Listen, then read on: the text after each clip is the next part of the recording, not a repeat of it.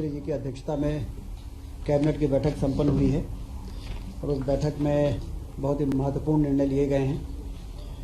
सिंचाई को हम सब ये मानते हैं कि ये वास्तविक विकास होता है।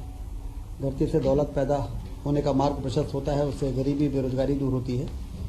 तो सिंचाई के क्षेत्र में कई योजनाओं की स्वीकृति आज मंत्रिमंडल में दी गई है, जिसमें राजगढ़ जिले की मोहनपुरा वृहद सिंचाई परियोजना की लागत 4,666 करोड़ रुपए, जिससे 1,51,495 हेक्टेयर की सिंचाई होगी।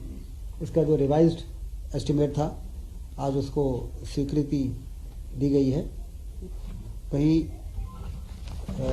सीधी, रीवा और मऊगंज जिला और सिंगरौली जिले में लगभग 1,20,000 हेक्टेयर 1,20,000 हेक्टेयर में सिंचाई का रकबा बढ़ सके, क्षेत्रफल बढ़ सके, इसके लिए 4,167 करोड़ रुपए की मंजूरी आज कैबिनेट ने दी है। एक बहुत बड़ी निर्णय आज हुआ है, जिसमें 663 गांवों को सिंचाई की सुविधा प्राप्त होगी और वो 4 जिलों को कवर करेगी, रीवा, मऊगंज, सीधी और सिंगरौली। एक महत्वपूर्ण निर्णय हुआ है। सिवनी और बालाघाट जिले की संजय सरोवर परियोजना के नहरों के विस्तारीकरण, नवीनीकरण, आधुनिकीकरण प्रस्ताव की स्वीकृति हुई है 332 करोड़ रुपए, और इसमें 11,450 हेक्टेयर अतिरिक्त एरिया में सिंचाई का लाभ सिवनी और बालाघाट जिले के किसानों को मिलेगा। बाणसागर बहुउद्देशीय परियोजना जो रीवा और सीधी को कवर करती है, इसमें बहुती नहर को भारत सरकार की modernisation of command area development work, जिसमें 60% केंद्र राशि देता है और 40% राज्य सरकार देता है।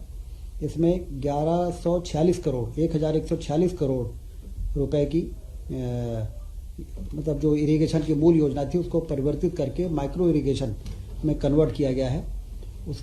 उसमें सिंचाई एक बड़े एरिया में सिंचाई से संभव हो सकेगी। कमांड एरिया बढ़ गया, जो पहले बहुती में 60,000 हेक्टेयर था, वो बढ़ के 80,000 हेक्टेयर हो जाएगा। तो 20,000 हेक्टेयर इस कन्वर्जन के कारण अतिरिक्त सिंचाई संभव हो सकेगी। इसके साथ ही स्टार्टअप एंड इंक्यूबेशन के संबंध में किए जा रहे कार्यों का समावेश सूक्ष्म, लघु और मध्यम उद्योग विभाग के अंतर्गत करने हेतु मध्य प्रदेश कार्य में संशोधन की कार्रवाई का निर्णय लिया गया है। प्रशासनिक इकाइयों के पुनर्गठन के लिए मध्य प्रदेश प्रशासनिक इकाई पुनर्गठन आयोग गठित किए जाने हेतु आयोग का गठन होगा। आयोग की टर्म्स ऑफ रेफरेंस, आयोग का स्वरूप, इन सब चीज़ों के लिए आयोग के गठन की स्वीकृति मिली है, जिससे और ज़्यादा बेहतर प्रशासनिक नियंत्रण पूरे प्रदेश में सुनिश्चित हो सकेगा। अनुसूचित जाति कल्याण विभाग के अंतर्गत अनुदान प्राप्त अशासकीय संस्थाओं के शिक्षक और कर्मचारियों को 1 जनवरी 2006 से 6वें वेतनमान का लाभ देने एवं 53.74 करोड़ के अनुमानित व्यय का अनुमोदन किया गया है। अब उन्हें भी 6वें वेतन आयोग का लाभ मिल सकेगा।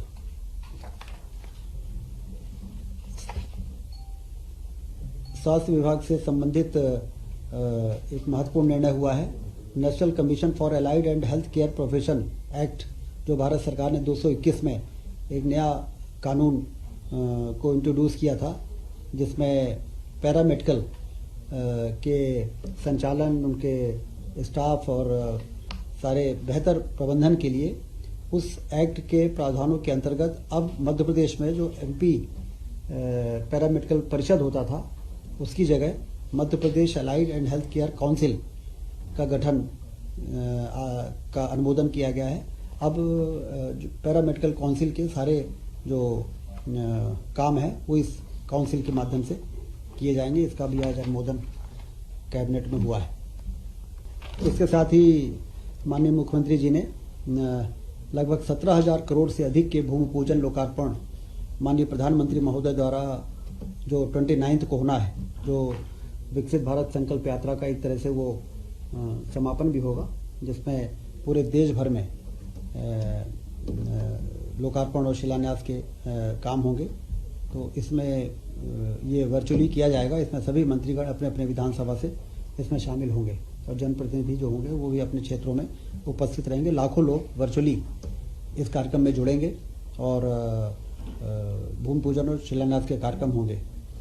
कल हुए ओलावृष्टि और अतिवृष्टि से होने वाली फसल हानि का सर्वे हेतु समस्त जिले के कलेक्टरों को निर्देश दिए जा चुके हैं और उनको ये स्पष्ट है कि कोई भी किसान जो प्रभावित हुआ है उसका सर्वे बहुत गंभीरता से के साथ किया जाए और जो भी मुआवजा का प्रावधान है उनको राहत राशि उपलब्ध कराई जाए।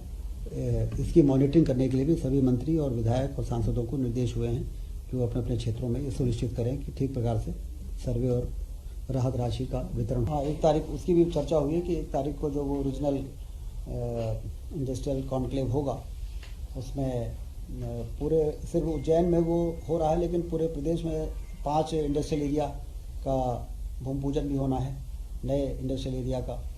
और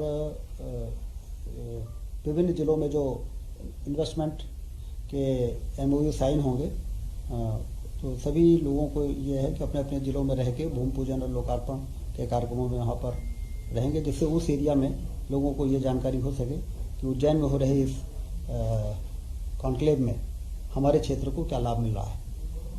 ये भी निर्देश माननीय मुख्यमंत्री जी ने दिए। प्रधानमंत्री ई बस सेवा योजना की शुरुआत हो रही है, जिसमें हमारे प्रदेश के ग्वालियर, जबलपुर, उज्जैन, भोपाल, इंदौर और सागर में PM ई बस योजना के अंतर्गत 552 शहरी ई बसों की शुरुआत के लिए स्वीकृति दी गई है। इसमें केंद्र सरकार बसों को भी उपलब्ध करा रही है और 12 वर्षों तक उसके संचालन के लिए जो O&M कॉस्ट है वो भी अवेलेबल करा रही है। इससे ई बस को प्रमोशन भी होगा और धीरे धीरे फिर उसका विस्तार किया जाएगा। शहर हैं भोपाल, इंदौर, ग्वालियर, जबलपुर, उज्जैन और सागर। इनको सेलेक्ट किया गया है भारत सरकार ने अभी, और इसमें 555 बसें दी जाएंगी अलग अलग साइज़ों की, जिसमें कुछ बड़ी बसें भी हैं, कुछ मिनी बसें भी हैं।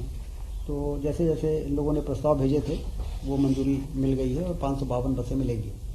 नगरीय निकायों के विकास कार्यों के लिए मुख्यमंत्री नगरीय क्षेत्र अधोसंरचना निर्माण में 800 करोड़ रुपए जो 24-25 तक के लिए था उसको बढ़ा के अब 3 वर्षों के लिए किया गया है और 800 करोड़ की लागत को बढ़ा के 1100 करोड़ उसकी साइज बढ़ाई गई है, जिससे कि जो भी विकास के कार्य हैं वो उसमें किसी प्रकार की कोई रुकावट ना आए। प्रदेश में सार्वजनिक निजी भागीदारी PPP मोड में निजी ऑपरेटर के सहयोग से राज्य के भीतर वायुसेना संचालन का ये प्रस्ताव पर्यटन विभाग ने प्रस्तुत किया, जिसको कैबिनेट ने मंजूर कर दिया है। इसमें अब पर्यटन को बढ़ाने के लिए डबल इंजन के विमान PPP मोड में उड़ाए जाएंगे 20 सीटर तक के। तो वो 8 सीटर भी हो सकते हैं, 15 सीटर भी हो सकते हैं, 19 सीटर भी हो सकते हैं। इससे पर्यटन को एक बूस्ट मिलेगा। रूट अभी तय होंगे, अभी तो इस पर आगे बढ़ने की स्वीकृति दे दी गई है। अब हमारे जो पोटेंशियल एरिया हैं टूरिज्म के और सारे प्रदेश को कवर करते हुए वो रूट तय होंगे और वो ऑफर निकाले जाएंगे। प्राइवेट ऑपरेटर्स उसमें बिड करेंगे और उसके आधार पर उनको सिलेक्शन होगा।